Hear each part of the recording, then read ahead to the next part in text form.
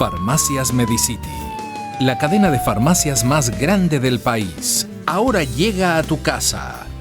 Pídenos a domicilio al 1-800-633-424. 1-800-633-424. Quédate en casa. Damos la bienvenida al licenciado Cristian Zurita, periodista investigador del portal digital La Fuente y Mil Hojas, uno de los autores de los artículos Arroz Verde que llevaron al juicio sobornos 2012-2016 y a la sentencia de unos 20 personajes, la mitad de ellos aproximadamente relacionados con las más altas esferas, la cúpula del poder del gobierno de Rafael Correa, incluido el expresidente de la República. Licenciado Zurita, en Ecuador no dejamos de sorprendernos por la actuación de los políticos, si así podemos llamarlos. Estos intentos de inscripción de candidaturas por parte de Abdalá Bucaram, de Daniel Salcedo, resultan una afrenta a los ecuatorianos, un insulto a su inteligencia y un desparpajo sin nombre de estos pseudo políticos ecuatorianos. Quisiéramos conocer su punto de vista, usted que acaba de librar una larguísima batalla para tratar de hacer justicia combatiendo el abuso y la falta de perspectiva de políticos ecuatorianos. Nos referimos al caso Sobornos 2012-2016. ¿Cómo mira esta situación que es parte de los prolegómenos de la campaña electoral en Ecuador? Muchas gracias, muy buenos días. Para mí siempre es un gusto conversar con ustedes sobre los temas de interés y de la realidad ecuatoriana. Bueno, yo hace poco escuché en la nota anterior el comentario de Omar Simons, ¿sí?, haciendo referencia a la falta de selección vía primarias, ¿sí?, del candidato Abdalá Bucaram a la Asamblea Nacional. Lo mismo se puede decir de Rabascal en el caso de Unión por la Esperanza. Jamás hubo un acuerdo o una decisión vía primarias para que él sea seleccionado como candidato a la vicepresidencia, y sin embargo inscribieron su candidatura bajo ese principio, porque iban a impedir, ¿sí?, la no candidatura de Abdalá Bucaram, si desde un principio han permitido que se logren inscribir varios protagonistas políticos por procesos viciados, ¿sí? Y es obvio entender que el partido FE, ¿sí?, Fuerza Ecuador, tenía que colocar en la lista a Daniel Salcedo por dos circunstancias, ¿sí? Porque primero tienen que protegerlo a toda costa de que llegue a un acuerdo con la Fiscalía para que hable y termine de destruir y acabar con los Bucaram. O sea, los Bucaram buscarán a toda costa impedirlo, y una de ellas es brindándole cierta posibilidad y cierto blindaje a través de una inscripción electoral que le permite cierta posibilidad de supervivencia jurídica hasta febrero del próximo año. Va a ser difícil para él luego de ese periodo, porque lo más probable es que no salga electo, ¿sí? Y al no salir electo, pensaremos que la Fiscalía habrá pasado ya dentro del proceso el periodo por el cual él podía llegar a un acuerdo, ¿sí? Entonces, él tiene todo en su contra, y bajo esas circunstancias, lo único que han hecho, a mi parecer, es ganar tiempo. Obviamente yo también concuerdo con el hecho de que se trata de un momento en el cual simplemente tratan de ganar tiempo, ¿sí?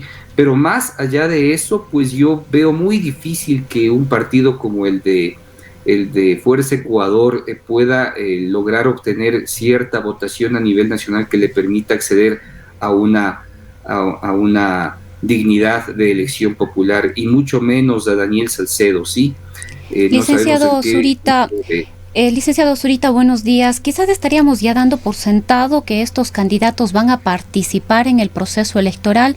Entendemos que cumplieron este proceso de la inscripción, pero de aquí hay un análisis y sobre todo una responsabilidad importante del Consejo Nacional Electoral y del Tribunal Contencioso Electoral. Habrá un proceso de impugnaciones. ¿Qué deberíamos esperar los ecuatorianos en esta etapa?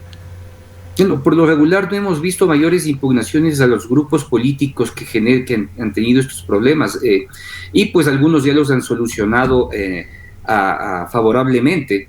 Yo creo que existe un camino de alguna manera expedito, ¿sí?, para que todas estas candidaturas se inscriban, ¿sí?, y puedan ser efectivamente señaladas como posibles y viables por cualquiera de las dos instancias electorales. Si lo hicieron por Rabascal, ¿por qué no lo van a hacer con Bucaram? ¿Sí? No hay ninguna diferencia desde el punto de vista procesal en ello, independientemente de que Rabascal sea el candidato de UNES y no tenga temas judiciales que responder, mientras que Bucaram y todo su grupo sí.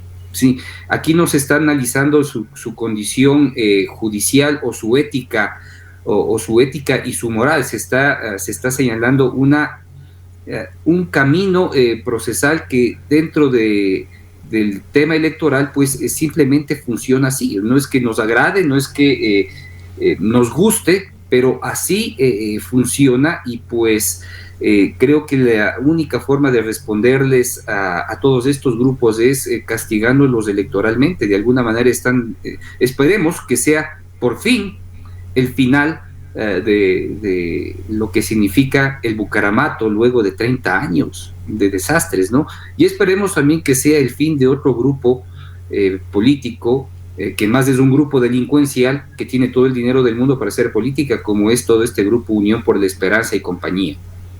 ¿Cómo mira usted, a propósito de este último grupo, la candidatura de Andrés Arauz?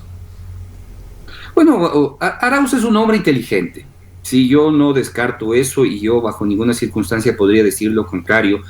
Hemos visto que ha tenido la suficiente inteligencia para generar procesos críticos y técnicos con respecto a ciertos temas de interés nacional, ¿sí?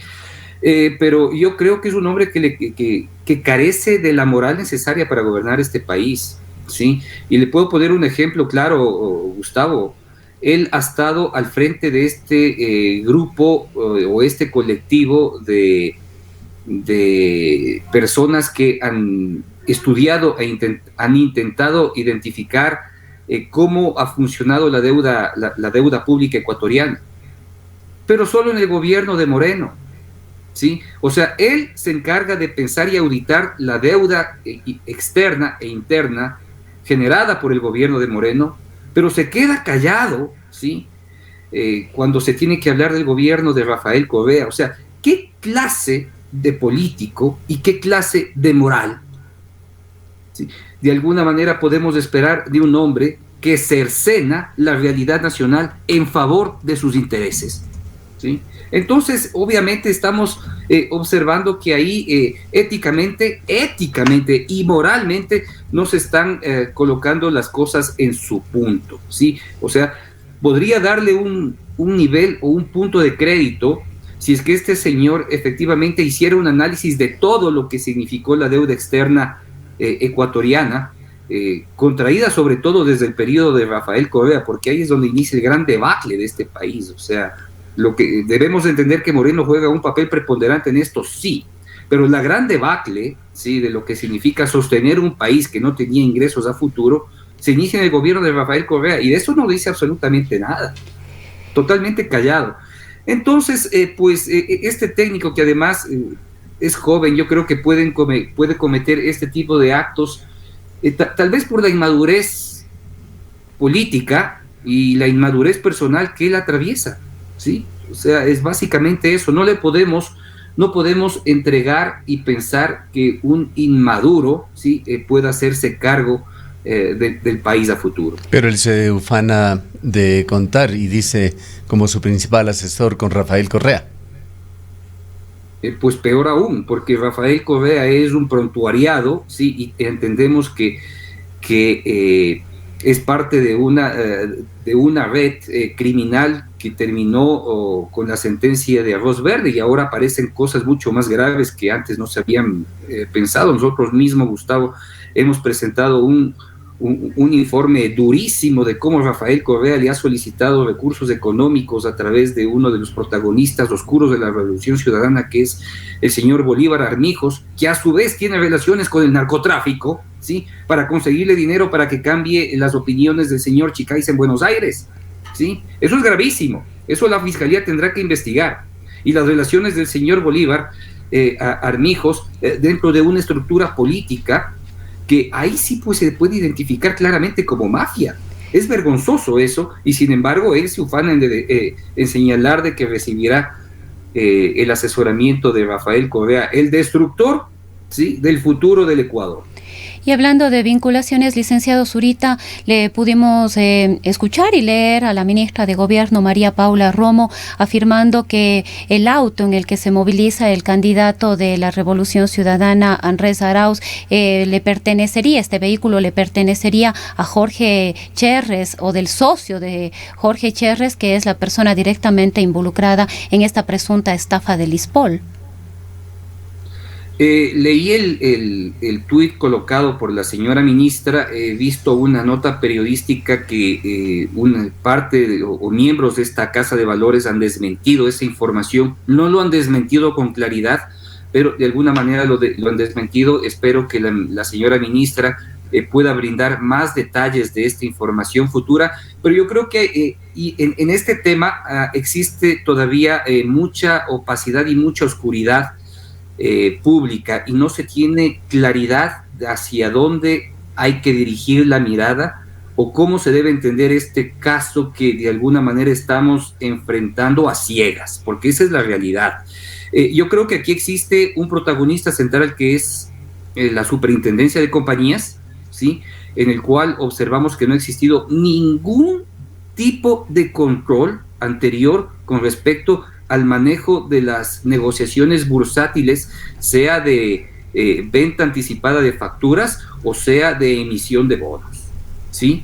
Allí hay que ponerle mucha atención. Aquí yo creo que existe una condición, un acto colusorio que se debe entender con claridad, en el cual participan casas de valores y superintendencia de compañías.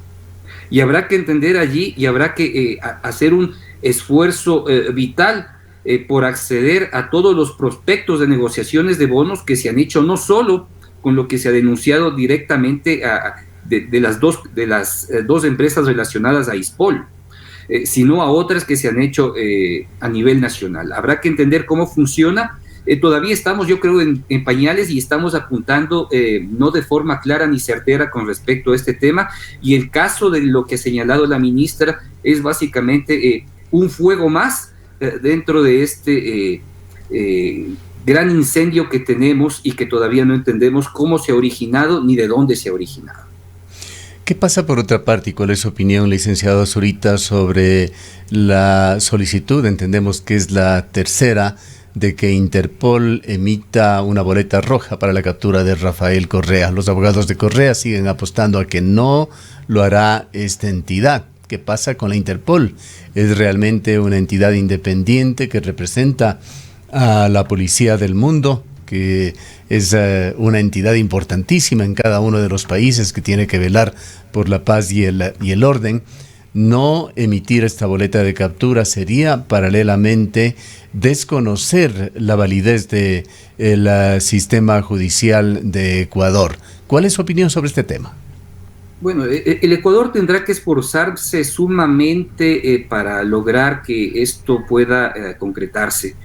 Tendrá que hacer, no creo que será rápido, tampoco creo que tiene que buscar que esta emisión de Interpol sea inmediata. Yo creo que tiene que existir un proceso largo de convencimiento de que efectivamente Rafael Correa es un prontuariado y que hay que buscarlo para que retorne al Ecuador, ¿sí? Porque de lo contrario va a ser un fracaso. Ya fracasaron 2 veces en el periodo inmediato, y es probable que si no lo hacen de forma correcta el pedido, volvamos a fracasar. La idea es que se pueda lograr convencer a las autoridades de Interpol las razones por las cuales Ecuador está solicitando la búsqueda a nivel de todo el mundo de Rafael Correa y su retorno al país. Y eso hay que exigirle a las autoridades claramente, porque si es que nosotros miramos en el contexto real, yo creo que a ningún político ecuatoriano le interesa que Rafael Correa vuelva al Ecuador. Entonces, lo más fácil es emitir una solicitud de búsqueda de Interpol mal planteada para que se la nieguen.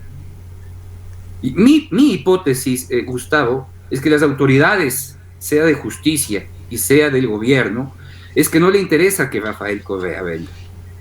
Y lo mejor que pueden hacer para eso es plantear mal el pedido de extradición de cualquier parte del mundo de Rafael Correa. Entonces es mejor tenerlo fuera que en el Ecuador, en una cárcel, porque en Ecuador puede pasar cualquier cosa. E internacionalmente lo tendremos siempre fuera y no regresará. Esa es mi impresión. Ahora, que hay que pedirle exactamente a la justicia ecuatoriana que haga una correcta, ¿sí?, valoración de los hechos y bajo esas condiciones presente los escritos necesarios, ¿sí?, luego de tener reuniones, incluso internacionales, para poder convencer a las autoridades de Interpol de que es razonable el pedido que se está haciendo. Pero si no lo hace, mi conclusión es que no quieren tenerlo en Ecuador.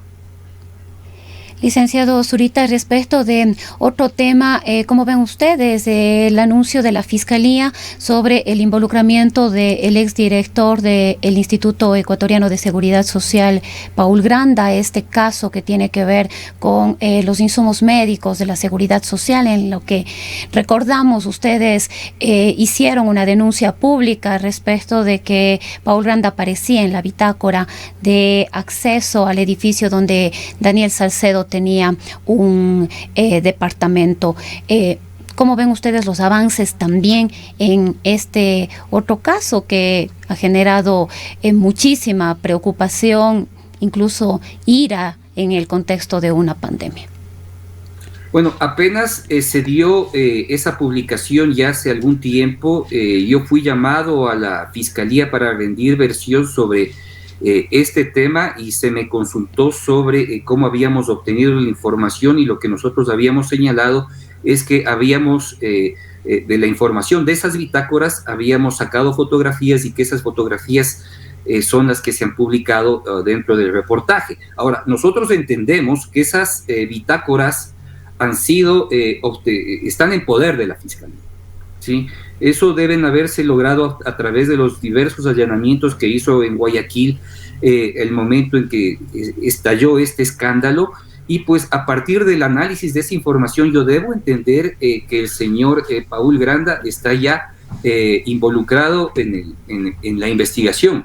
En buena hora por la Fiscalía, ¿sí?, porque creo que es una de las puertas que han permitido ingresar a identificar las acciones de Paul Granda, y de la peor manera, porque la puerta que han abierto simplemente evidenciaba que él había asistido a reuniones en el departamento de Daniel Salcedo. Es posible que no se haya reunido con Daniel Salcedo, porque en las reacciones inmediatas que el señor Granda dio, había señalado que no conocía a Daniel Salcedo, y es posible que eso sea así, pero lo que no puede desmentir es que estuvo en la suite del gran reparto, que era de Daniel Salcedo, y que posiblemente allí se reunió con Dalo Bucaram y compañía. ¿Por qué ese era el acuerdo? Porque es evidente de que es él quien abrió las puertas y dio las autorizaciones para la entrega de los hospitales y de todo tipo de proceso de contratación que estuvo a cargo de los Bucaram, ¿sí? Y en buena hora que haya sido llamado para que él pueda dar todas las explicaciones necesarias de cómo fue ese acuerdo. Yo no creo que pueda tener un pedido de prisión preventiva inmediato si es que se atreve a colaborar y entregar la información que se le ha pedido y que se ha quedado callado por tanto tiempo y que pueda identificar con claridad cómo es que se dio este acuerdo. Lo más probable, si es que él colabora, es que llegaremos al presidente de la República, Lenín Moreno, y también posiblemente podamos llegar a las relaciones que tuvo la actual ministra de Gobierno, María Paula Romo, en este tema. Pero yo saludo y me alegro en verdad de que la Fiscalía haya podido abrir esta puerta, que obviamente no es la puerta grande, sino la puerta trasera, por donde están todos los trapos sucios, en el cual se identifica con claridad toda esta relación Granda-Bucaram. En buena hora por la Fiscalía, y aspiramos que el señor Granda pueda colaborar. Yo debería señalar que si es que la Fiscalía ha dado este paso es porque existe información suficiente y necesaria para involucrarlo. Y pues ojalá en el futuro se pueda tener acceso a esta información que, siendo investigación reservada, de alguna manera pueda conocerse o hacerse pública. Finalmente, licenciado Zurita, la Fiscalía ha señalado que se están llevando adelante otras investigaciones, partiendo del caso sobornos por otros delitos más allá de la delincuencia organizada, crímenes que incluyen peculado y otros. Desde el periodismo, ¿se prepara algo más desde el periodismo investigativo? Bueno, nosotros de alguna manera hemos no virado la página, pero creemos que existen otros temas que no están directamente relacionados a Arroz Verde que hay que investigarse. Nosotros desde hace algún tiempo habíamos ya iniciado un análisis de justamente lo que este momento ha estallado como un escándalo terrible, que es el tema de la emisión de bonos. Sí, estamos trabajando fuertemente, aspiramos que hasta finales de año nosotros podamos tener un informe completo a nivel de dos temas. Deuda externa, ¿sí? Deuda externa china y emisión de bonos. Sí, es lo que básicamente nos hemos centrado, sin perjuicio de que podamos continuar con temas relacionados al tema de Arroz Verde. Hay algunos temas que todavía tenemos información que lamentablemente no hemos podido analizar, que está relacionado, por ejemplo, a la empresa Verdú, que fue sacada del caso, pero ya es nuevamente investigada por la Fiscalía, ¿sí?, por fraude procesal, ¿sí?, generado justamente dentro de la información de Arroz Verde, sobornos 2012-2016. Todavía hay mucha tela que cortar allí. Y pues yo creo que el gran yacimiento informativo que todavía existe allí y que está abierto dentro del proceso judicial es el caso Puertos, ¿sí? Porque recordemos que cuando se accedió a la información en el allanamiento del estudio jurídico de Alexis Mera, se obtuvo información muy interesante, muy importante de lo que significaba los puertos de Manta y el puerto de Pozorja, ¿sí?, que es un tema que es todavía un hoyo negro, que a pesar de que nosotros sí hemos hecho algunas publicaciones, simplemente no han quedado en nada, de tal manera de que si es que es por obras, si es que es por inversión y si es que es por concesiones, Arroz Verde todavía es un gran yacimiento informativo, sin perjuicio del resto de temas importantes del país que se tienen que conocer. Veamos cómo nos ve el futuro. Nosotros somos un equipo muy pequeño, extremadamente pequeño. Ahora con la candidatura de Fernando Villavicencio, obviamente está muy centrado en su proyecto político. Significa una persona en un equipo de 4 personas, ¿sí? Quedarnos simplemente con 3 es como que tendremos que hacer un esfuerzo titánico para lograr sacar las cosas adelante. Bien, queremos agradecerle, licenciado Zurita, por habernos atendido nuevamente. El licenciado Cristian Zurita es un periodista de investigación que ha emitido muy importantes reportajes en los portales digitales La Fuente, Mil Hojas, entre otros. En el Ecaustro, desde hace 20 años, trabajamos día a día para generar la energía que tú necesitas. Hoy, renovamos nuestro compromiso de servir a la región y al país, generando desarrollo con conciencia y conservación ambiental, y siempre mirando al futuro. El Ecaustro es energía que genera confianza.